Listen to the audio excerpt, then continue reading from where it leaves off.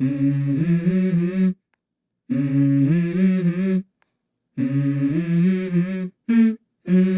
go. I wake up to a little bit of drool on my pillow, feel like it's gonna be a bad day. Yeah, I'm tired of shit and the coffee ain't hit yet, damn ain't that great. I don't wanna go to work. Hello les choupettes et choupetos, j'espère que vous allez bien, moi ça va, impeccable. Ravi de vous retrouver aujourd'hui pour cette nouvelle vidéo que l'on n'a pas fait depuis longtemps sur la chaîne, à savoir blabla make-up nouveauté oubliée. Mais avant de vous en dire plus, vous connaissez le rituel. Bienvenue à vous, de vous abonner, merci de votre confiance et d'avoir rejoint la team choupette. Et bien évidemment, il va sans dire que je ne peux poursuivre cette vidéo sans vous faire d'énormes bisous à vous mes choupettes d'amour qui êtes là depuis un moment, voire depuis les débuts. Maintenant que c'est chose faite, vous savez ce que je veux dire, on y va. Donc voilà, je suis contente de vous retrouver aujourd'hui pour un petit blabla make-up sans prétention avec des nouveautés oubliées. D'ailleurs, c'est ce fond de teint qui m'a fait penser à faire cette vidéo. C'est pour ça que je l'ai déjà appliqué, mais je vous mets justement à côté toute son application. Donc il s'agit du fond de teint Lancôme Teint Idole Ultra Wear. Donc c'est un fond de teint tenu 24 heures, couvrance naturelle SPF 35 que moi j'ai en teinte 450W. Cookie 09. C'est le fond de teint de Patrick Ta, vous savez, un petit peu luxe, qui m'a fait penser que j'avais de quoi me faire un teint luxueux dans mon panier nouveauté. Je l'ai acheté l'année dernière et je me suis dit, mais attends, t'as du Lancôme, teste, vois ce que tu en penses. Comme ça, je suis moins frustrée à l'idée d'acheter celui de Patrick Ta. Avant de commencer les yeux tout en blablatant, ce fond de teint, c'est quoi ? Haute couvrance modulable, fini mat naturel, texture ultra fine qui laisse la peau respirer, renforcée par notre technologie Hairwear. Confortable toute la journée, lisse et homogénéise le teint, couvre toutes les imperfections, minimise les pores, ne dessèche pas, la teinte reste fidèle du matin au soir. Ah, c'est très bien que ça ne s'oxyde pas. D'ailleurs, ça fait 1 heure que je l'ai appliqué. Nickel, bien évidemment j'ai mis anti-cerne, mais la teinte elle est parfaite. Non, vraiment je suis très content. Je ne vais pas m'apesantir sur chaque produit, on n'est vraiment pas là pour parler des produits en tant que tels. Bien évidemment en description vous retrouverez mes impressions sur chaque produit, mais là je ne vais pas m'attarder comme je vous ai dit. Et la palette choisie, c'est la Cosmic Dreamer d'Hansleren Cosmetics. Elle n'est pas ancienne, mais elle n'est pas toute nouvelle non plus. Depuis, il y a eu 2-3 sorties Hansleren, je crois. Deux. Je vous rafraîchis la mémoire, elle se présente comme ceci. Elle est belle, hein. Oh là là. Donc, on va faire un maquillage simple, tout en parlant. J'ai eu quelques petites questions de ci, de là qui sont revenues très fréquemment sur Instagram. Donc, je me suis dit, ça fait longtemps que j'ai pas fait un blabla make-up. Autant saisir cette opportunité, voilà. Je suis excitée. J'ai préalablement mis la base sur mes paupières et maintenant on va attaquer. Je vais pas vraiment m'attarder sur la palette. On se maquille simplement, on voit ce que ça donne et puis on blablate. Ce qui m'a été demandé le plus fréquemment, j'ai pris cette petite teinte là, bleue qui s'appelle Astral Body. Donc comme je disais, ce qui m'a été beaucoup demandé sur Instagram, c'est comment se passer la vie à l'espagnol. Voilà, tout simplement. En toute franchise, j'aurais pas pu rêver mieux. Donc je suis contente, ça se passe bien, dans le sens où je me suis très bien habituée. Je me sens pas totalement intégrée parce que je blablate pas l'espagnol comme je blablate le français. Mais tout ce que je peux dire, c'est que je ne ressens pas le mal du pays, le mal de la France. Seulement le mal de mes proches, on peut dire. Mais à part ça, tout se passe bien. Billy, parce que vous me l'avez demandé, se sent très bien. Je crois que c'est ce petit être merveilleux et le plus heureux ici, on va dire. Et tant mieux, parce que s'il est heureux, je suis heureuse. La vie à l'espagnol se passe bien, on y mange bien, parce que ça reste important, hein. On mange bien en France, donc c'est bien aussi qu'on mange bien ici. Quoi vous dire d'autre? Alors certes, comme vous pouvez le voir, vidéo après vidéo, je ne suis pas encore dans notre maison, mais on fait tout pour. Mais en même temps, on arrête de se mettre la pression. Parce que certes, on s'était donné une deadline, mais qui n'a pas du tout été respectée. Parce que la vie, c'est pas un conte de fées. Et c'est pas non plus une série américaine où tout est fait vite fait. On a pris le pari d'acheter une maison à rénover. Et c'est vrai qu'on va pas se mentir, ça prend du temps. Ça coûte de l'argent. Mais vu que de toute façon, à part gérer notre propre frustration, gérer notre propre impatience, on va dire, de vivre chez nous, on n'a pas de délai à respecter. C'est nous et nous-mêmes. Donc ça, c'est le côté positif et négatif. Parce que après, ça nous rend tellement perfectionnistes. On veut tellement bien faire, on veut tellement arriver et simplement ranger nos affaires, vivre tout simplement, que on se met la pression sans se mettre la pression. Je sais pas comment vous dire. Mais en tout cas, c'est un beau projet de vie qui fait suer, mais qui rend heureux, et c'est le principal.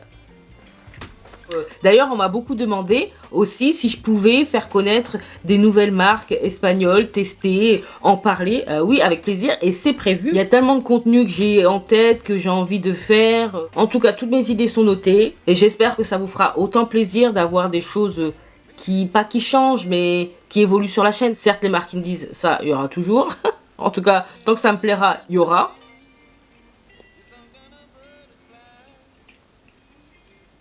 Donc là, on est plutôt bien.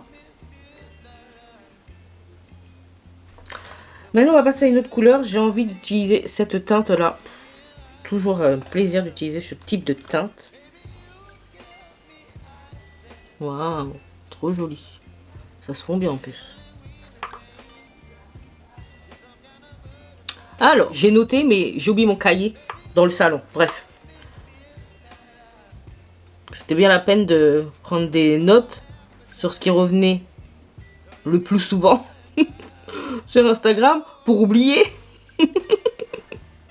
mon petit cahier. Oh là là. Il y a aussi le fait que certains d'entre vous aviez envie que je parle des pièces phares que j'arrive à trouver en friperie, sur Vinted, enfin mes bons plans quoi, fripe, seconde main. C'est vrai que je sais que ça n'intéresse pas tout le monde. Pour les choupettes que ça intéresse, il y a un palier, un niveau pour lequel vous pouvez souscrire, pas cher, hein, 0,99 ou 1,99 €, et il y aura du contenu en plus par rapport à cette thématique.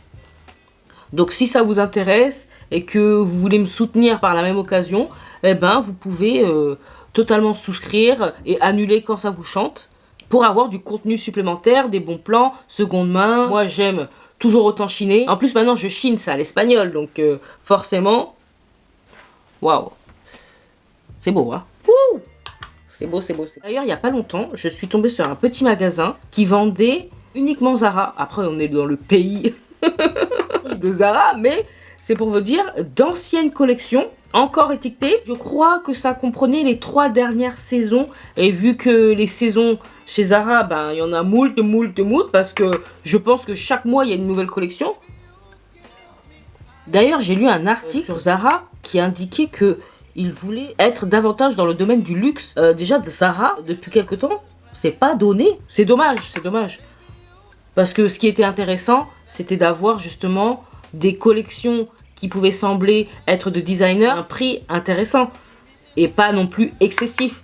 Mais là, c'était pas donné. Après, ils se disent peut-être que Stradivarius, Pull&Bear et compagnie font déjà l'affaire et peuvent prendre le relais et Zara devenir beaucoup plus luxueux. Mais quand même, c'est dommage. Parce que des fois chez Zara tu peux tomber sur des bonnes pièces, comme sur des pièces pas une longue durée de vie, donc ça c'est chiant. T'espères quand même que celui-ci va durer quelques années et pas quelques mois. Après personnellement mes affaires, que ce soit Zara, du vintage ou autre, j'en prends soin, mais de base il faut quand même que ce soit de bonne qualité. Bon écoutez, on est plutôt pas mal. Alors là j'ai bien... Bientôt mon make-up il va arriver là. I love that, I love that. Donc, je suis venue à parler de Zara, pourquoi? Parce que mon contenu allait quelque peu évoluer et que si vous voulez en faire partie, eh ben, vous êtes les bienvenus.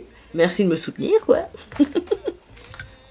J'aimerais aussi parler des bouquins que j'aime lire, tout en maquillant. Du coup, je me suis remise à lire. Je me suis rendu compte que ça m'avait manqué. J'aime bien lire tout ce qui est peut-être policier, histoire vraie, sur les criminels, les tueurs en série, tout ça. Donc, c'est pas forcément gay. En tout cas, c'est le type de lecture que j'aime. Et si vous êtes de la même team, on peut partager.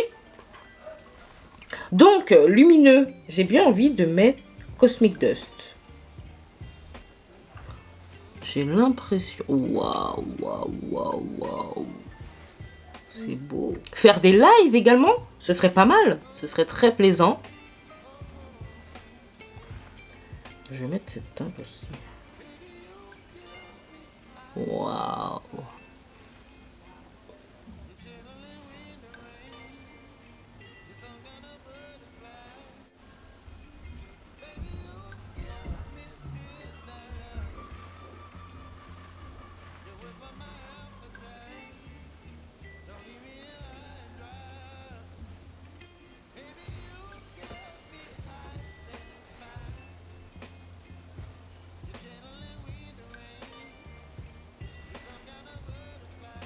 Ouais.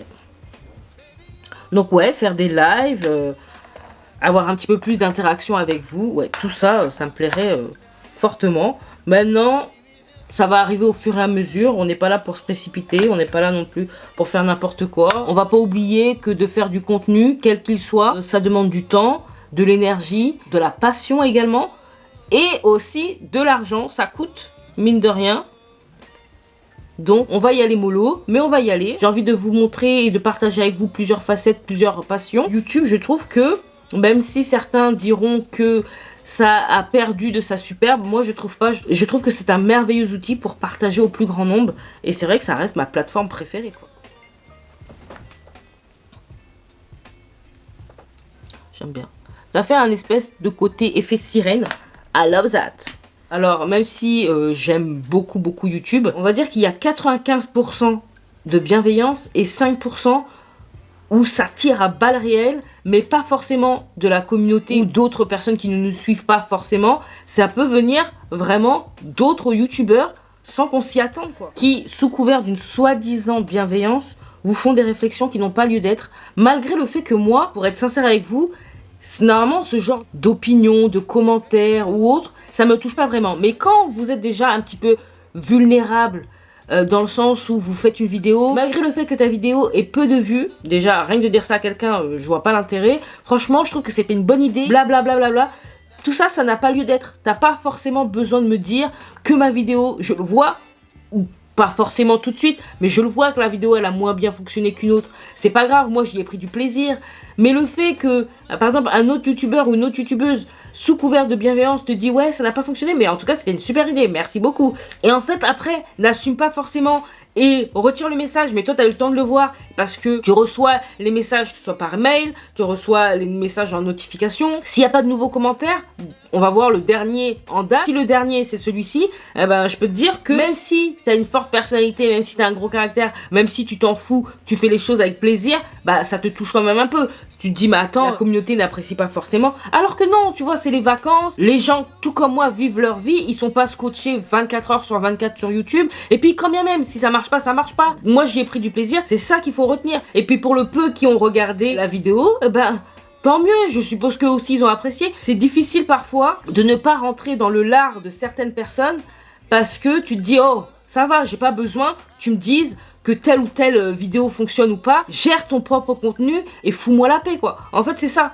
Je vais pas regarder si les copains et les copines, leur vidéo fonctionne ou pas. Si je suis les copains et les copines, c'est plus parce que leur contenu me plaît et que ça me fait marrer, plutôt que de regarder si ça fonctionne ou pas. Je me suis jamais dit que je suis en compétition, par exemple, avec Justine, que j'apprécie énormément. Quand je regarde une de ses vidéos, je regarde pas le nombre de vues qu'elle fait, je regarde Justine et son contenu. Mais je me dis pas, ah ouais, cette vidéo elle a bien marché chez Justine, pourquoi chez moi ça fonctionne pas? Déjà on fait pas totalement le même contenu, mais en plus, même si c'était le cas, c'est pas grave. Moi, le fait qu'elle soit portée vers le haut, ça me fait plaisir, et je suppose que c'est pareil pour elle. C'est le côté de YouTube qui va m'énerver un petit peu. Bon, j'ai pas eu tant de réflexion que ça, mais dernièrement, une personne m'a fait cette réflexion, qui elle-même a fait du contenu, et du coup, bah ça fait chier. Ça fait chier, parce que c'est de la fausse bienveillance. Après, je suis pas là pour avoir des copains et des copines, mais enfin personnellement, il me viendrait jamais à l'idée de regarder une vidéo et de dire, même si ça n'a pas très bien marché, je note que c'est une très bonne idée de vidéo, merci à toi. Enfin, pourquoi rappeler à la personne que tu as regardé, que tu as pris plaisir à regarder ou pas, lui dire que son contenu, il est bien, mais c'est dommage que ça n'ait pas fonctionné. C'est bon, c'est bon. Il n'y a pas besoin de cette fausse bienveillance. Voilà. Dis rien, écris rien. Ça sert à rien. Et surtout, c'est pour l'effacer après, quoi. Non, mais je rêve. Je rêve. Sinon, j'ai sorti de la collection High Temp le bronzer d'Honestly Cosmetics que j'ai en teinte deep. Donc, je l'ai essayé une fois comme ça. Là, j'ai juste mis du bronzer liquide. Ah oui.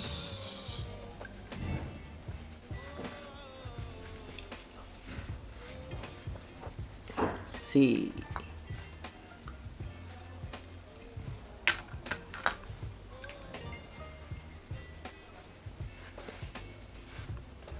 Avec le blush, ça va bien se mélanger après. J'ai sorti un blush de Beauty Bay.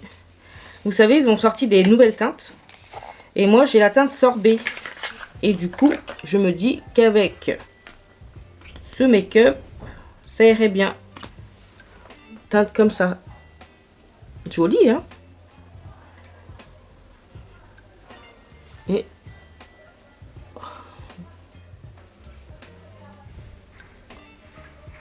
regardez, ça se fond. À une vitesse. C'est mémorable.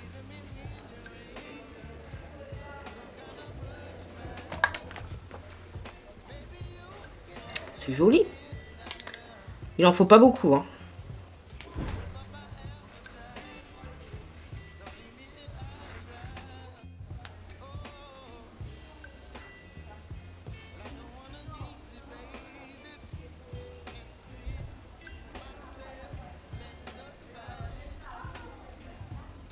C'est pas mal, non? J'avais acheté le duo crème poudre. Là, c'est en teinte sangria. Je pense pas que je vais rajouter parce que là, il n'y a pas de plus-value à ce que je l'ajoute. Mais la couleur est très très jolie. Peut-être un voile. Et après, je vais poudrer. Je vais essayer. Oh, ah oui, non, mais... voilà, j'aurais pas dû. Regardez, on dirait une poupée russe. Je prends ma Mineralize de MAC, qui est dans mon Project Pan. Et je vais... voilà, c'est mieux. Vous voyez déjà? C'est beaucoup mieux. Un coup de spray.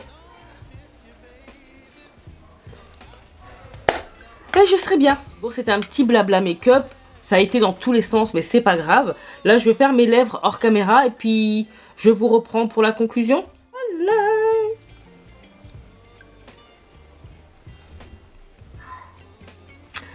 Make-up terminé, blabla terminé. J'espère que ça n'a pas été dans tous les sens pour vous. Si vous avez des choses à dire, n'hésitez pas à me les dire en commentaire sur ce qui a été dit, sur le maquillage. Très content d'avoir pu tester cette palette et puis les quelques produits que j'avais oubliés dans mon panier nouveauté. Il y en a tellement d'autres, mais bon, bref. En tout cas, si vous avez apprécié cette vidéo, vous savez ce qu'il vous reste à faire. N'hésitez pas à liker, à partager cette couille.